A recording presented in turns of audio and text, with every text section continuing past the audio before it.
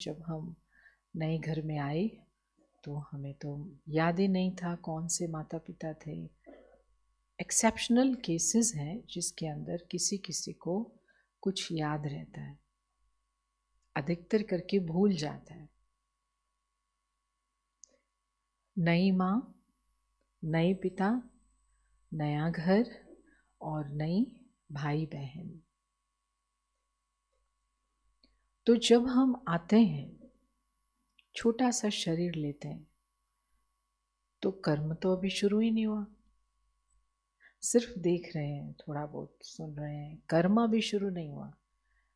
और कर्मों की गति क्या कहती है कि तुम जो करते हो सो पाते हो, उसी प्रमाण पाते हो।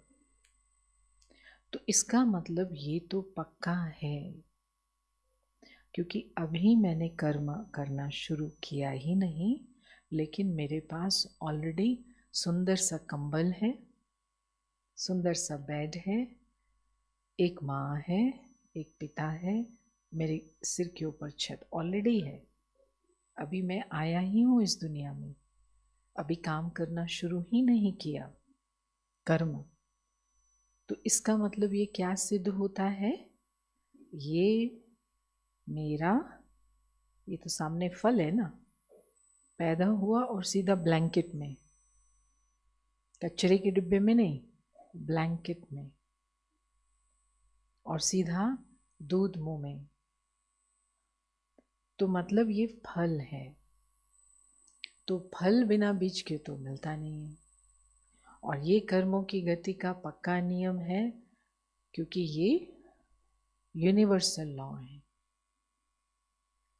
कि जो करेगा वही पाएगा। कंबल मुझे मिल रहा है तो मतलब मैं ऑलरेडी इसके लिए पहले से पे करके आई हुई हूँ, तभी मिला।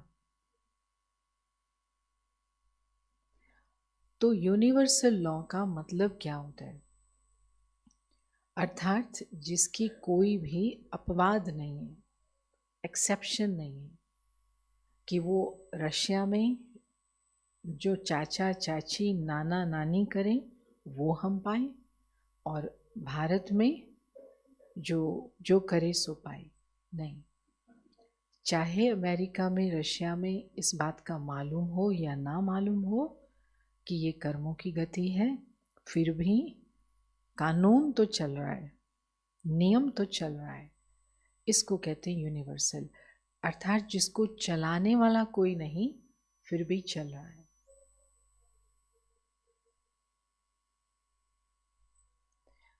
क्योंकि चलाने वाला अगर होता है तो हम उसके साथ सेटिंग कर लेते हैं।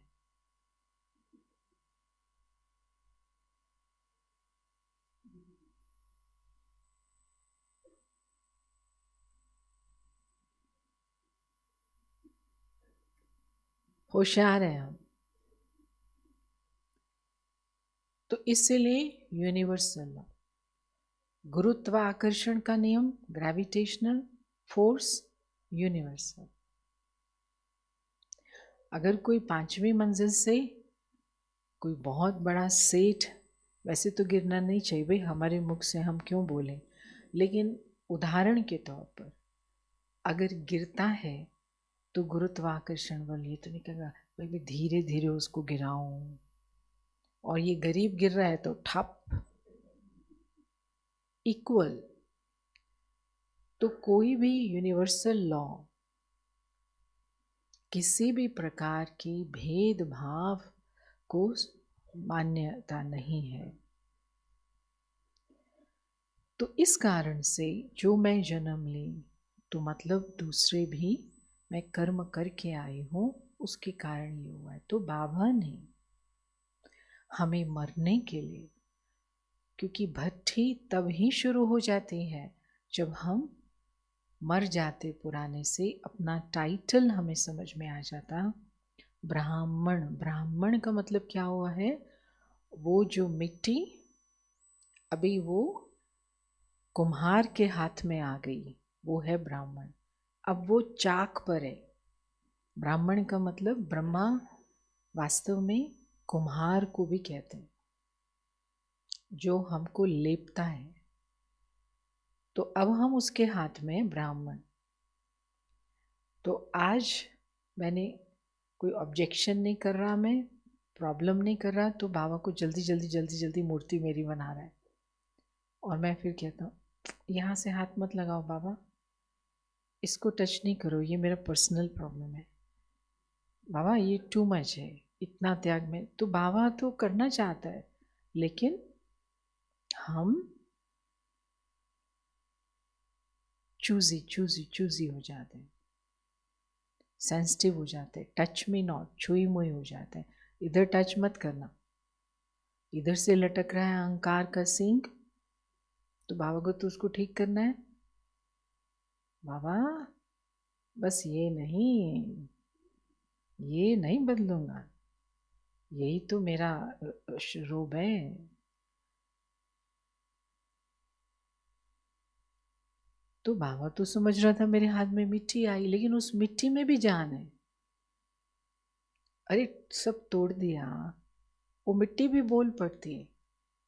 उई, थोड़ा सा कुछ कहा, उई उई माना ऑब्जेक्शन, ये क्या कर रहे हो मेरे साथ, ऐसा क्यों बिहेव किया, थोड़ा इज्जत से बात करो मेरे से। तो ये जो मरे नहीं, तो फिर नया जन्म नहीं होता, लेकिन मर गई तो टाइटल मिला ब्राह्मण। अब उसको बाबा जब ये करता है, तो ये बाबा की जो श्रीमत है, उसके लिए नंबर 1 इंस्ट्रक्शन मिली है कि जो भी बच्चा जिसने समझा, शिव बाबा ब्रह्मातन द्वारा ज्ञान दे रहे हैं, हर बच्चे को अपनी जीवन कहानी लिख के दे देनी है। वो क्या जीवन कहानी लिखनी है?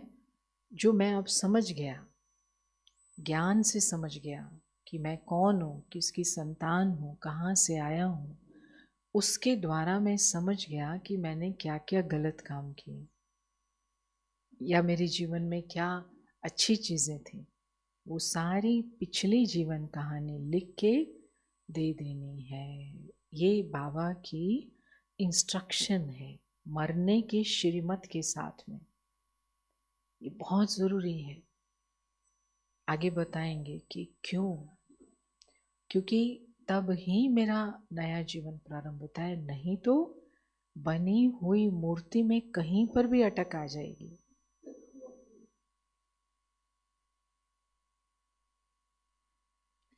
और पक्का है कि अभी इस सभा में से लगभग 60-70%, हो सकता है 80% ने ये नहीं किया हो,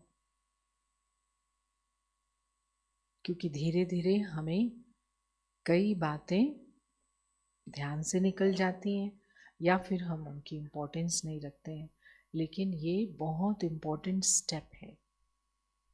जब हम कोर्स पूरा करते हैं, मुरली को समझते हैं, पिछले से मरना ये ज़रूरी है। ये कोई भक्ति वाला सत्संग नहीं है, जब चाहा जिसने चाहा जो किया, ये ईश्वरीय क्लास है। तो अब जब हम लिखते हैं उसको और बाबा को दे देते हैं ना, बाबा के घर में, बाबा के कमरे में, बाबा के बॉक्स में है ना, लेटर टू बाबा, बाप दादा को निमित्त बच्चों के द्वारा, तो हमने बाबा को दे दिया। फिर क्या होता है? दिल से लिखा जो भी था सब अच्छी तरह से दे दिया, तो उसी समय ही फ्रीडम, स्वतंत्रता, अब बाबा जिम्मेवार है।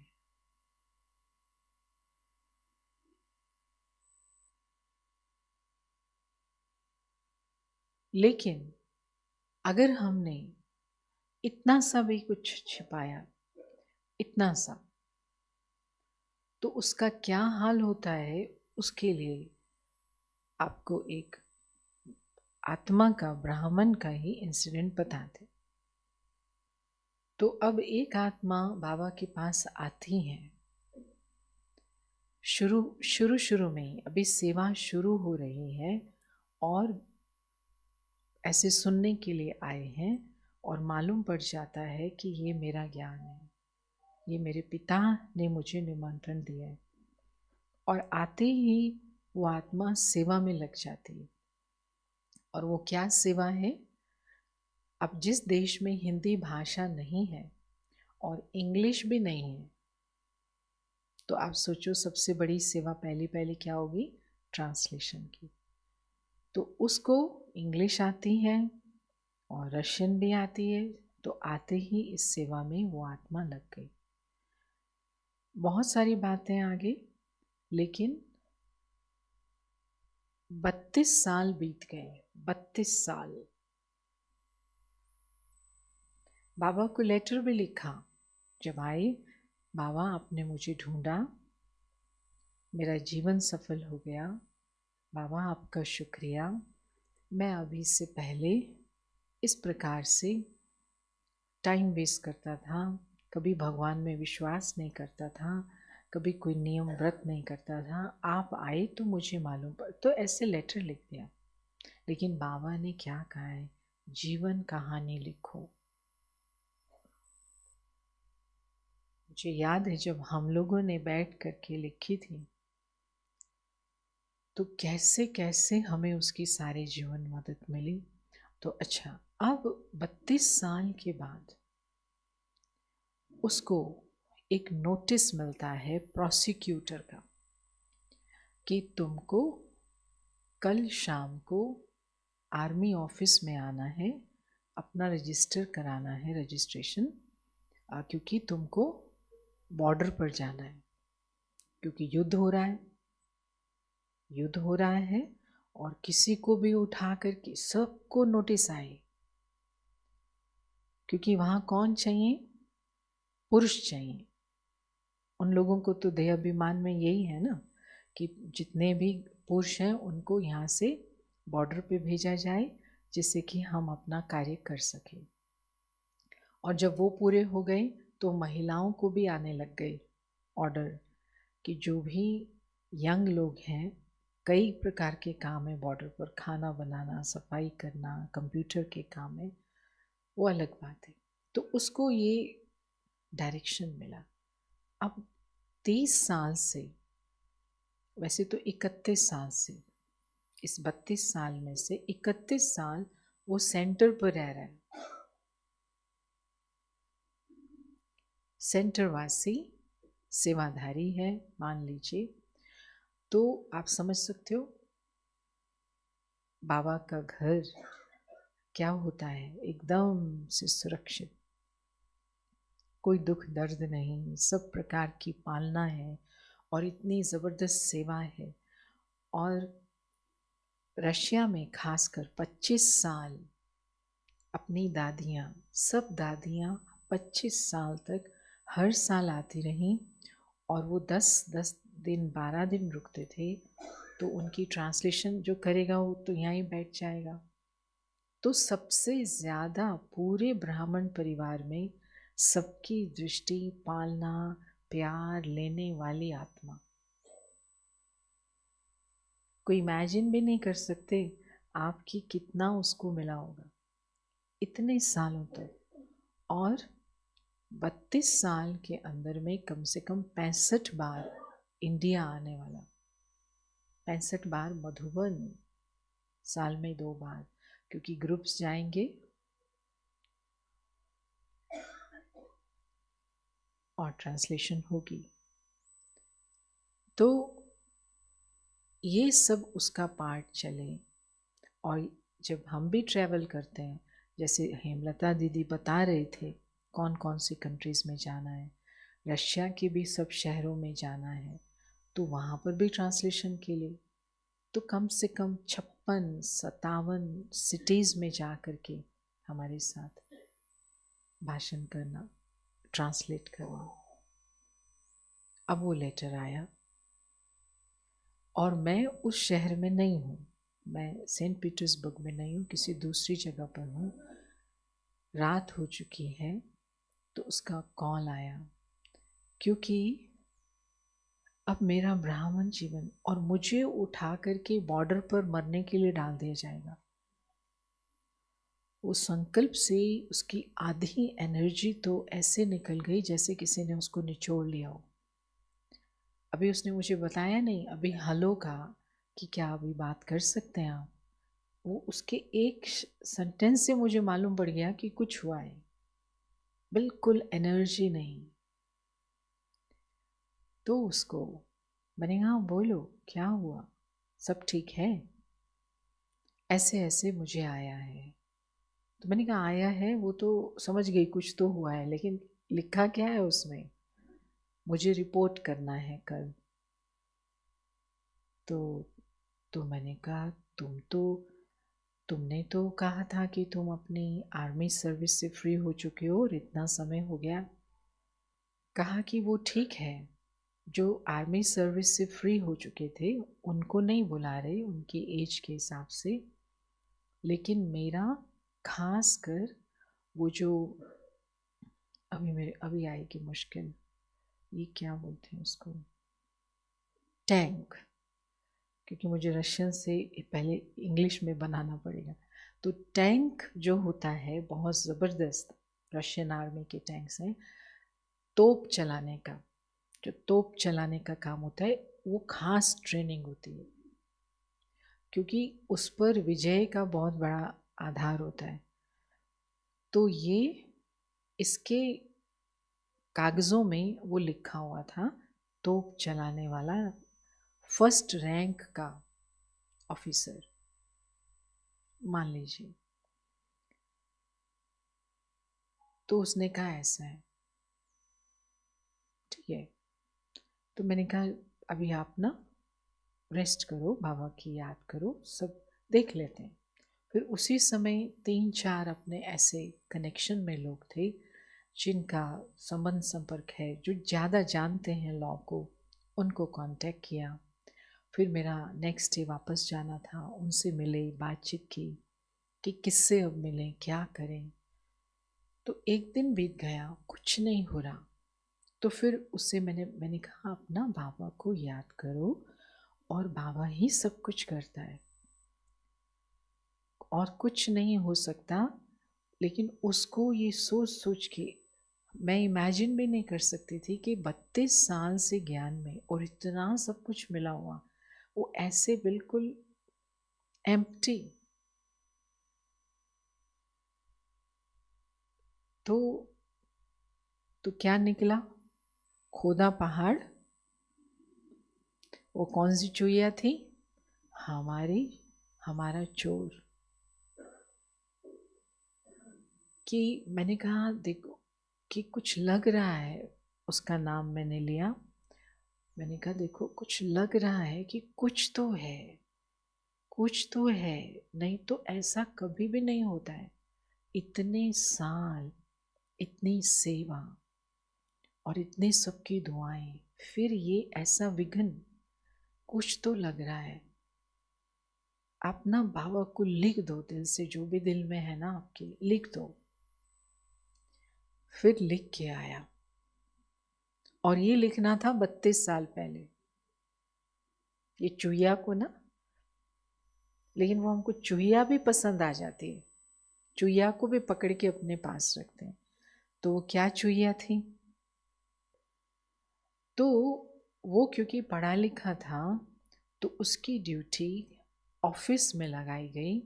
और जब सब लोग अपनी आर्मी की सेवा पूरी कर लेते हैं, तो पासपोर्ट के ऊपर में लिखना होता है इसका रैंक क्या है।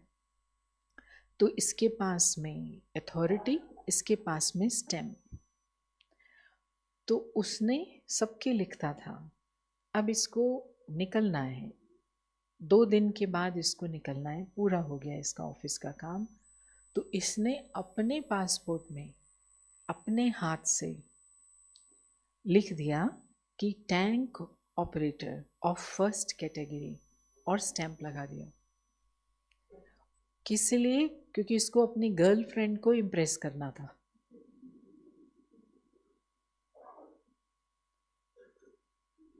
तो ये कितनी ज़बरदस्त, आर्मी में तो ये कितनी बड़ी गलत बात मानी जाती है, लेकिन तब तो ये बेचारा छोटा बच्चा था, ज्ञान में भी नहीं था, 18 साल का था, तो 25 साल का हुआ तो ज्ञान में आया, तो स्टैंप लगा दी और खुशी खुशी से वहाँ रे मैं।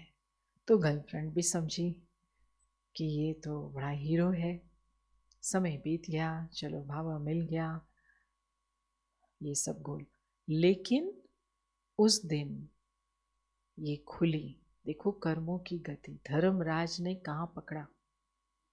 कुछ भी करोगे तो वास्तव में ये पिछला जन्म था, बाबा से पहले वाला जन्म था, तो अगर हम लिख देते तो बाबा की जिम्मेवारी थी, क्योंकि ये चोरी है, ये पाप है। किसी को मारा, गुस्सा किया, चलो छोड़ो, लेकिन ये तो धोखा है। तो वो फिर, और उसकी आधी से ज़्यादा जान इसलिए निकली जा रही थी कि वो हमारी नज़रों में, सारे परिवार की नज़रों में इतना वीआईपी ब्राह्मण है, इम्पॉर्टेंट है, कुमार है, हार्ड वर्कर है, दिल से दिन रात सेवा करता है, लेकिन उसकी आधी जान निकली जा रही थी कि अब मेरा सारी इज्जत उतर गई। लेकिन जैसे ही लिखा, फिर उसको एक शब्द भी नहीं। क्यों? क्योंकि हमारे से क्या कनेक्शन है किसी भी आत्मा का? क्योंकि ये देह अभिमान में आके सोचते हैं कि ये निमित्त वाला देखेगा तो उसको लगेगा कि मेरी ना ना ना ना, यहाँ हम ही अपने कर्मों के खाते को बाबा को देते हैं, दूसरे को क्या करेंगे हम? तो ये देह भान बड़ा विघ्न डालता है, अहंकार, कि मेरे बारे में कोई जान लेगा। किसको पड़ी है यहाँ किसी के बारे में जानने की? ये सारे अपने कर्मों का खाता तो कूड़े का डिब्बा होता है, लेकिन हमको वो क्लीनर बनाया है। इस कूड़े के डिब्बे को उठा के फेंको, ये हमको ड्यूटी मिली।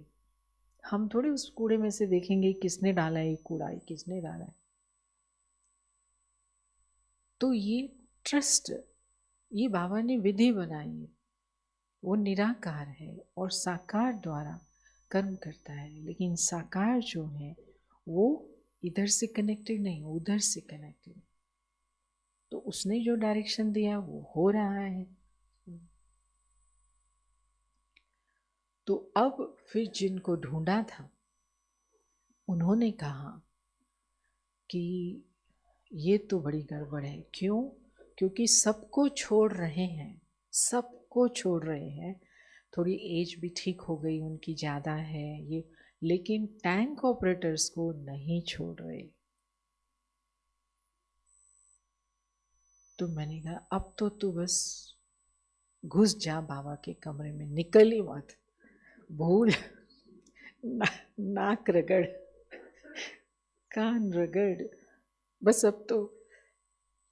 क्योंकि है तो प्यारा बच्चा, और तूने किया भी सब बाबा के सामने, वो भी सब है, लेकिन दिल से रियलाइज कर, ये बड़ी मोटी परत ईगो की थी, इसके सिवाय निकल ही नहीं रही थी उसकी। क्योंकि हम भी तो देखते हैं ना, हमें भी मन करता है कि ये उड़ जाएं, हल्के हो जाएं, लेकिन बड़ी मोटी परत थी अपना आई एम वेरी फाइन।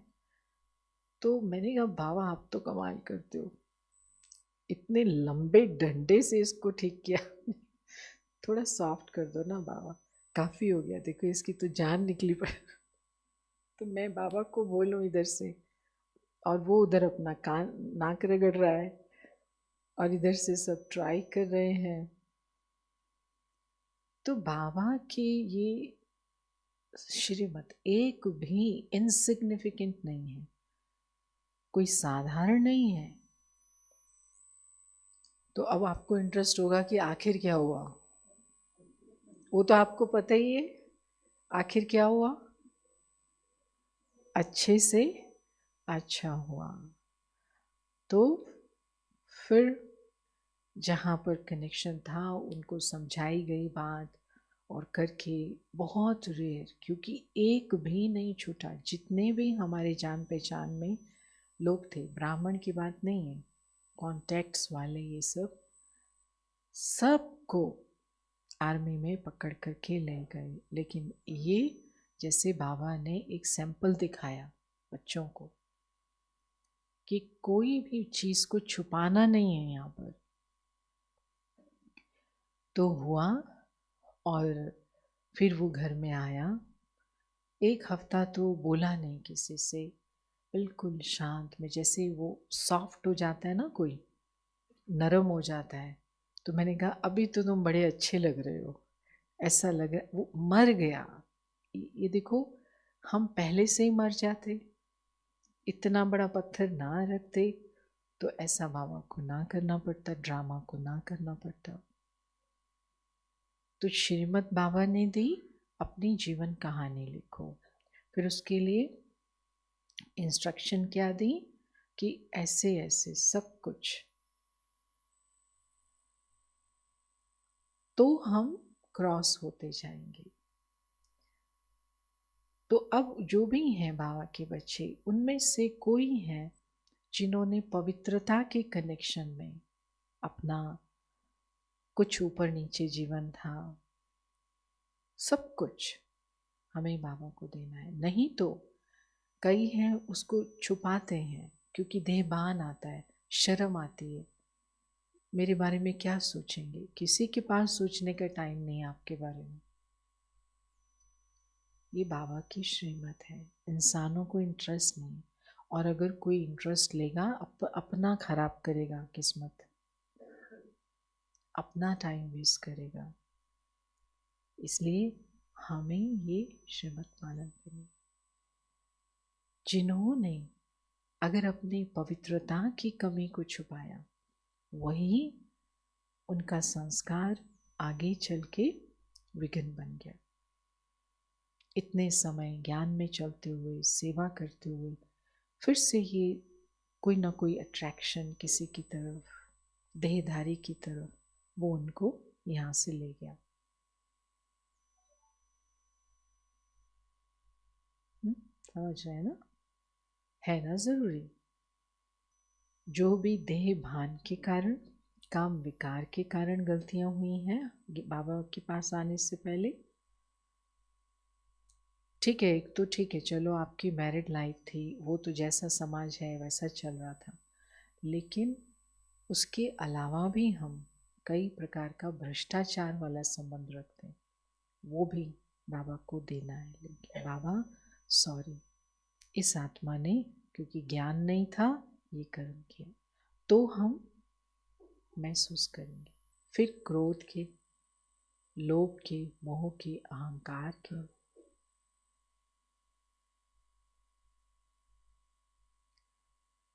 आपको पता होगा कि ब्रह्मा कुमारी इसकी सेवा जो है वो बहुत स्थानों पर, कहीं पर ज़्यादा, कहीं पर कभी कभी जेलों में भी होती है।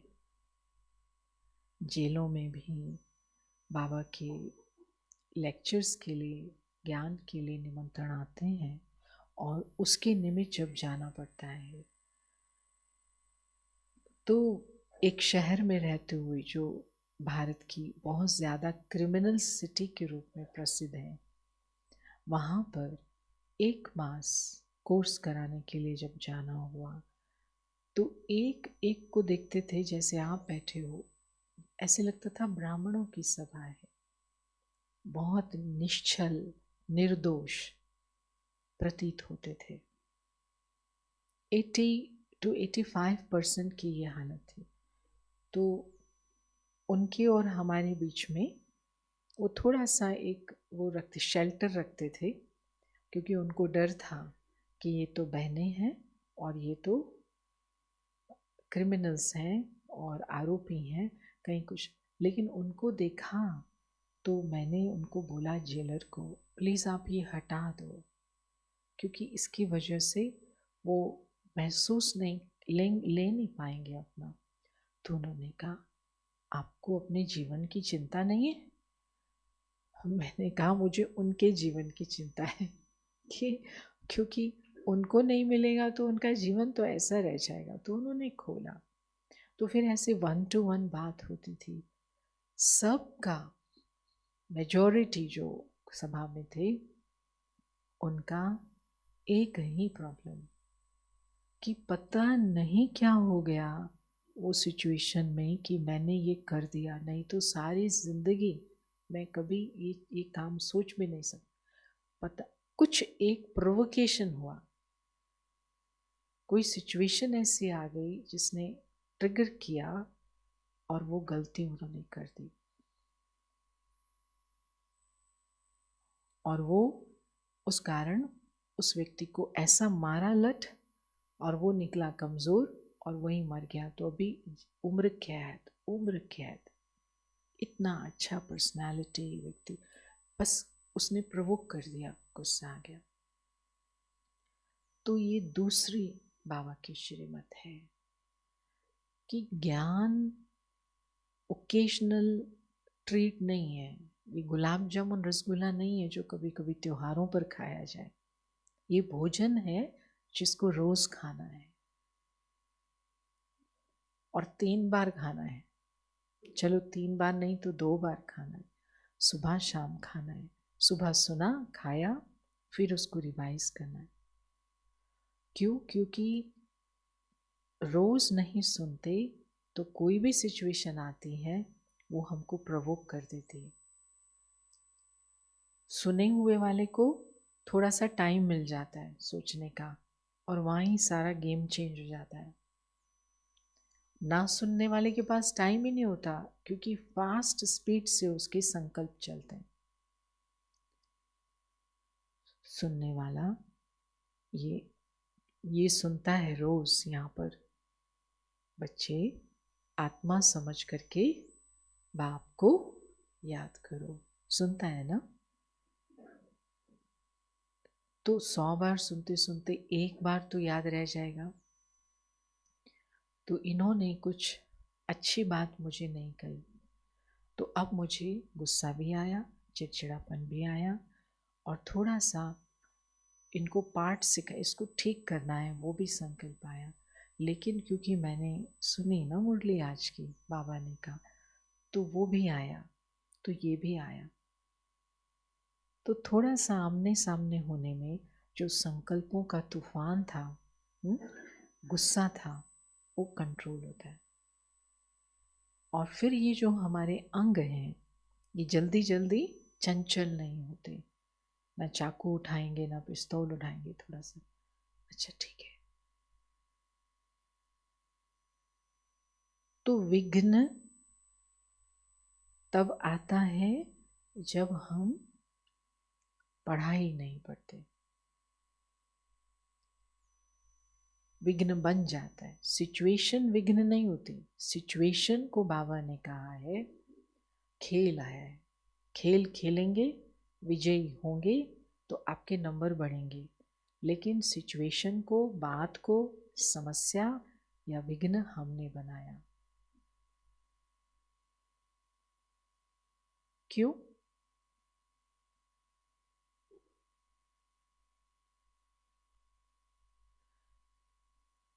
एक एक मनुष्य चेतन सत्ता है, सोचने वाली, समझने वाली, महसूस करने वाली शक्ति है। तो अब ये इतने सारे मनुष्य, ये जैसे सागर है।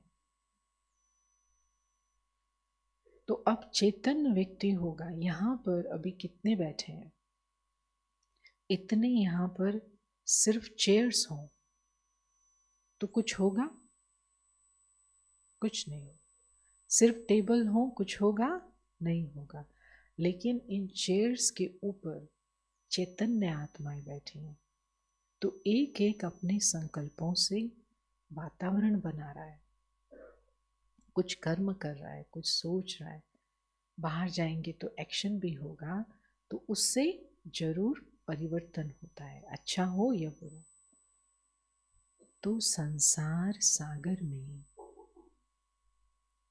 हम नहीं होंगे तो नैया चलेगी कैसे? क्योंकि जहाँ पर चैतन्य लोग हैं वहाँ ही, जहाँ चेतना है वहाँ ही गति है। खाली कुर्सियां हैं तो गतिविधि तो होगी ही नहीं।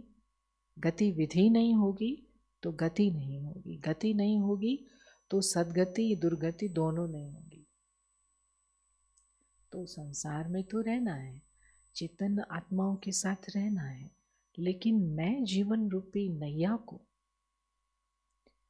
मुझे ये सागर की लहरों से अर्थात इनके बारे में सोचने से परहेज रखना है। क्योंकि ये पानी है, लहरें हैं। अगर ये पानी नाव में आ गया, नाव के बाहर है, तो नैया चल रही, तो चलने तो चाहिए। सब हैं आसपास, है ना, प्रेसिडेंट है, प्राइम मिनिस्टर है, पड़ोसी हैं, मिनिस्टर, ये सब हैं, सब चाहिए। लेकिन मैंने क्या किया? एनालाइज करना शुरू कर दिया, क्रिटिसाइज करना शुरू कर दिया, सोचना शुरू कर दिया, जिसको हम कहते हैं ना आजकल के बुद्धिजीवी समाज। वो सबको अपने मन में डाल करके सारा समय सोचते। तो पानी नाव के अंदर आ गया तो नाव कहाँ जाएगी?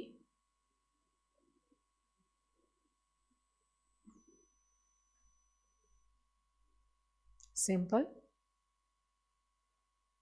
तो कसूर किसका? सागर का या मेरा?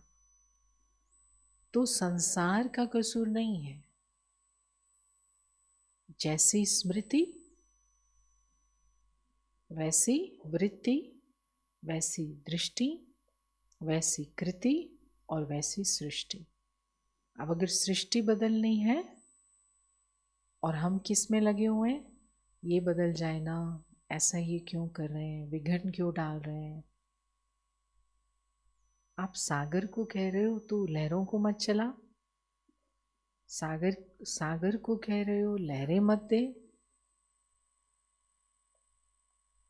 किसको कह रहे हो? तो बाबा ने कहा पहाड़ के सामने खड़े होके कह रहे हो हे पहाड़ तू थोड़ा सख्त है,